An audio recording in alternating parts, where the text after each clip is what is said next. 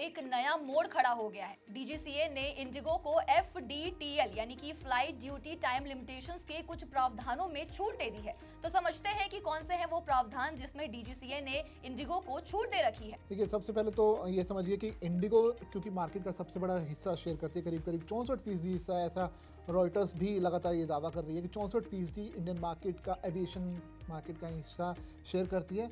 इसका मतलब ये हुआ कि सीटों के हिसाब से करीब करीब 50% सीटें इंडिगो की फ़्लाइट्स की हैं। और जब ये इंडिगो की फ़्लाइट्स कैंसिल होती है तो इसका असर जो है सीधे सीधे भारतीयों पर पड़ता है, क्योंकि एक बहुत बड़ी आबादी इंडियंस इंडिगो के ज़रिए सफ़र करते हैं। और हमने देखा कि पिछले कई दिनों से पैसेंजर्स को काफ़ी परेशानियों का सामना करना पड़ रहा था। एयरपोर्ट पर कई कई घंटे से पैसेंजर्स परेशान दिखे। उनके जो बैग्स थे या उनके साथ जो पैसेंजर्स के साथ में कुछ बुज़ुर्ग थे, कुछ बच्चे थे, बड़ी बुरी हालत में तस्वीरें हमारे सामने आई। आप देख भी सकते हैं किस तरह से इनकी हालत ख़राब थी। अब इसकी जो गूंज थी अब पार्लियामेंट तक भी पहुंची है। पार्लियामेंट में ये मामला उठा है। उसके अलावा कांग्रेस समेत तमाम विपक्षी पार्टियों के जो सांसद हैं उन्होंने कहा कि इंडिगो मोनोपोली कर रही है, इंडिगो भारतीय मार्केट पर कब्जा जमाए बैठी है। उन्होंने सरकार से अपील की है कि इस पर संकट पर देखा जाए। और इसी दबाव के बाद डीजीसीए आनन फानन में एक्शन में आया और डीजीसीए ने जो है इंडिगो के अफसरों के साथ बैठक की और अब जो है राहत देने का फैसला किया है। राहत इस नाम से क्योंकि एक जो नियम है एफडीटीएल की जिसकी आप बात कर रहे हैं, एफडीटीएल दरअसल फ्लाइट ड्यूटी टाइम लिमिटेशंस हैं।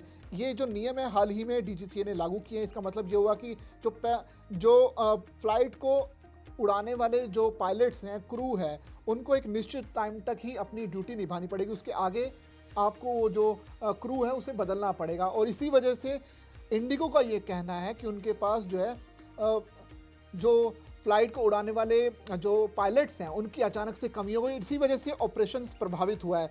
अब जब मामला इतना बड़ा पहुंच गया, इतने ज़्यादा लोगों को दिक्कत होने लगी, तो डीजीसीए ने सोचा कि फिलहाल के लिए हम ये नियम थोड़ा सा पीछे रख लेते हैं। और अब थोड़ी देर पहले ये खबर आई कि डीजीसीए ने आदेश दिया कि हम वापस ले रहे हैं फैसला, तत्काल प्रभाव से वापस ले रहे हैं। इसका मतलब ये हुआ कि आने वाले कुछ ही घंटों में इंडिगो के जो ऑपरेशंस हैं पहले की तरह सुचारू रूप से काम करने लगेंगे। और जो पैसेंजर्स परेशान हो रहे थे वो अब शायद थोड़ी सी उनकी परेशानी कम होने को शायद हम उम्मीद कर सकते हैं।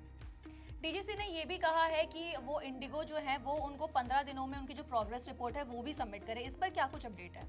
बिल्कुल, जाहिर सी बात है कि जब पैसेंजर्स की बात होती है और डीजीसी का बना भी इसीलिए है क्योंकि उनका मतलब ये है कि पैसेंजर्स के हितों की रक्षा होनी चाहिए, कुछ भी गलत पैसेंजर्स के साथ ना हो। और जब हमने देखा कि तमाम एयरपोर्ट्स पर पैसेंजर बुरी हालत में है, पैसा देने के बाद भी आपका जो टिकट है आपके हाथ में, लेकिन आप फ्लाइट से कहीं जा नहीं सकते। हमने देखा कि सिंगापुर के जो हाई कमिश्नर हैं उन्हें भी देवघर जाना था, उनकी भी फ़्लाइट कैंसिल हुई। उन्होंने बाकायदा सोशल मीडिया प्लेटफॉर्म एक्स पर पोस्ट भी किया, कहा कि एक शादी में उन्हें वहाँ जाना था लेकिन इंडिगो की फ़्लाइट थी, कैंसिल हो गई, वो जा नहीं पाए। तो इतना बड़ा मामला पहुंच गया था, सरकार के कानों तक पहुंचा है। दूसरा विपक्ष भी लगातार इस पर हंगामा कर रहा था, तो डीजीसी का तो एक्शन लेना ही था। और जब राहत दी है तो जाहिर सी बात है डीजीसी ने अब कहा कि 15 दिन में हमें रिपोर्ट भी दीजिए कि हमने तो आपको राहत दे दी है, तो आप कितनी जल्दी ऑपरेशंस को अपना ठीक करने जा रहे हैं।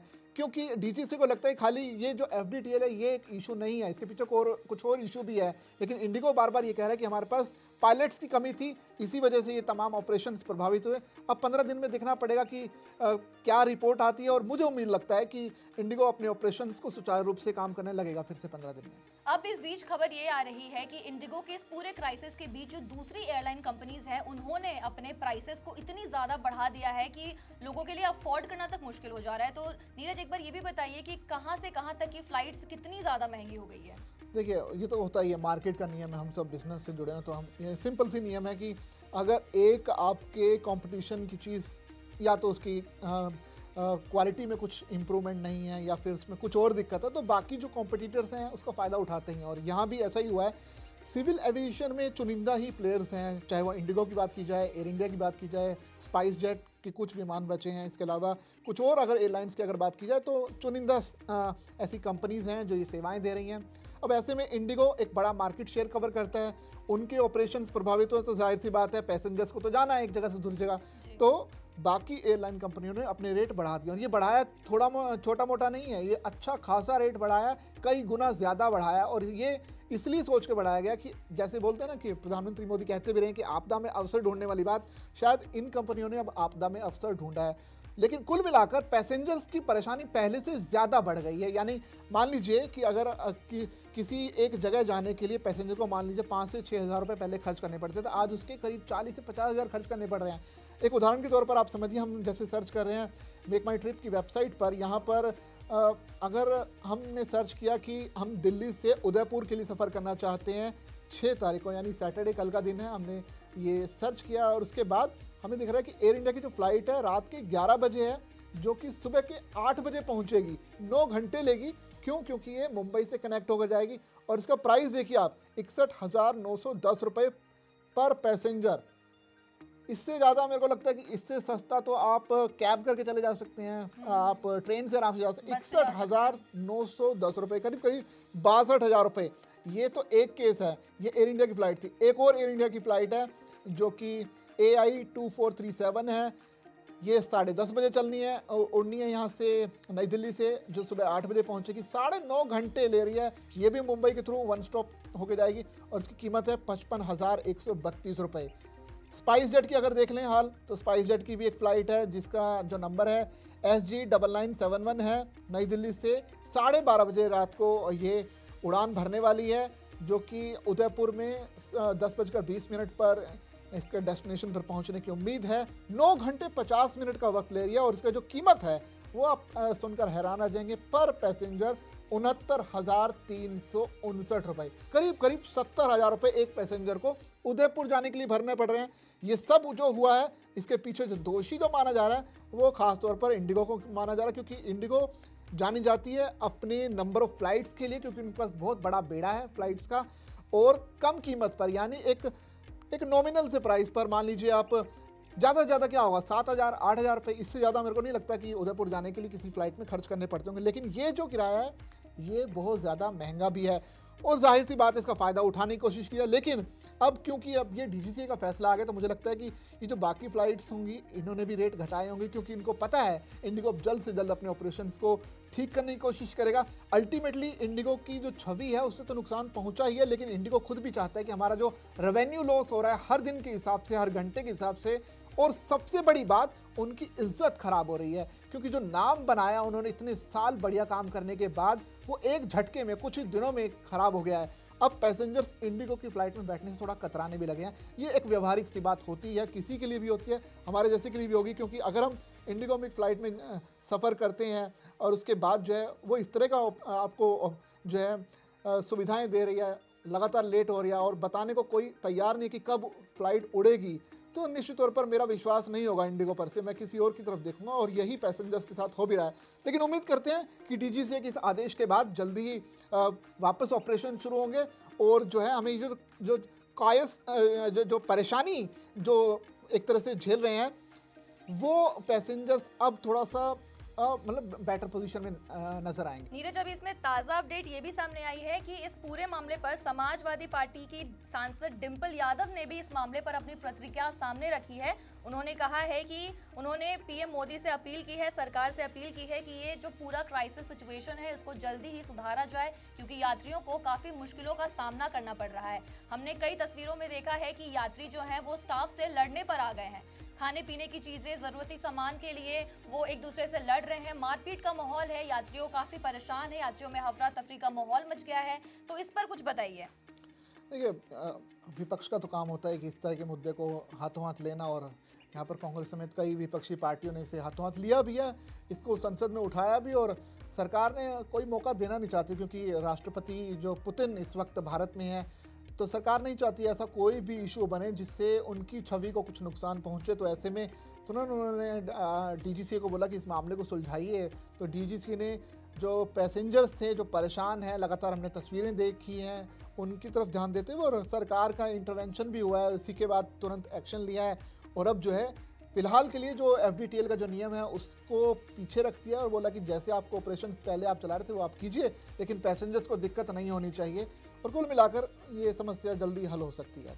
अलग अलग एयरपोर्ट्स का भी एक बार हाल जान लेते हैं। मैं आपको बता दूं कि मुंबई एयरपोर्ट पर एक इंडिगो स्टाफ ने बताया है कि कल 86 फ्लाइट्स कैंसिल हुई थी, जिनमें 41 फ्लाइट जो है वो मुंबई आने वाली थी और 45 जो है वो दूसरे शहर जाने वाली थी।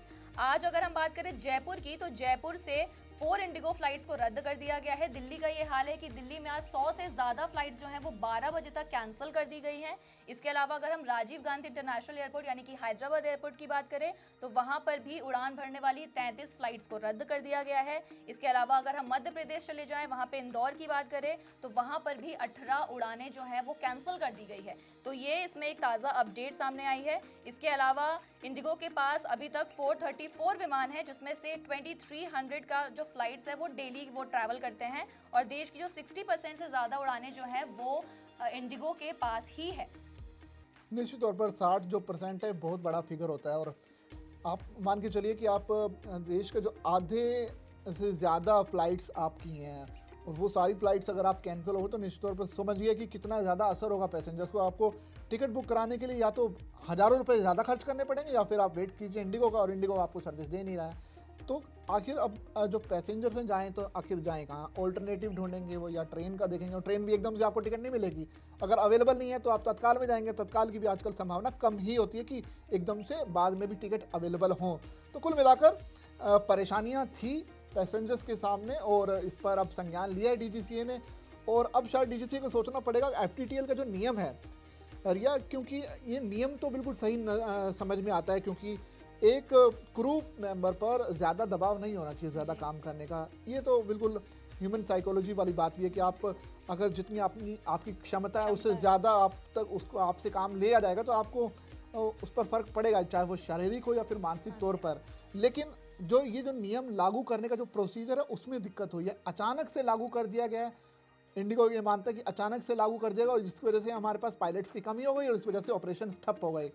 अगर इसको सिस्टमेटिक तरीके से लागू किया जाता है, यानी कि आप पहले 10% में ये लागू कीजिए, उसके बाद 20% में अपनी उड़ानों में लागू कीजिए, या फिर कुछ और नियम सिस्टमेटिक तरीके से किया जाता तो शायद इतना बड़ा केओस ना बन पाता। और अब जबकि वापस लिया है फैसला तो निश्चित तौर पर मुझे लगता है कि जितनी जल्द से जल्द हो सके इंडिगो को अपने ऑपरेशंस को कंटिन्यू करना पड़ेगा, क्योंकि बात सिर्फ पैसे की नहीं है, बात उनकी साख की भी है। और इतने साल काम करने के बाद जो इज्जत कमाई है वो कुछ ही दिनों में अगर मिट्टी में मिल गई तो निश्चित तौर पर फिर बड़ी मेहनत कर लग रही इंडिगो को, नए ऑफर्स लाने पड़ेंगे, नई चीज़ें क्रिएट करनी पड़ेंगी ताकि फिर से आम पैसेंजर का जो भरोसा है, विश्वास है, उसे जीता जा सके। तो फिलहाल के लिए इतना ही। इस खबर पर आपकी क्या राय है, आप क्या सोचते हैं, हमें कमेंट बॉक्स में लिखकर जरूर बताएं। और बिजनेस फाइनेंस की तमाम ऐसी ही खबरों से अपडेटेड रहने के लिए बने रहिए जागरूक बिजनेस के साथ।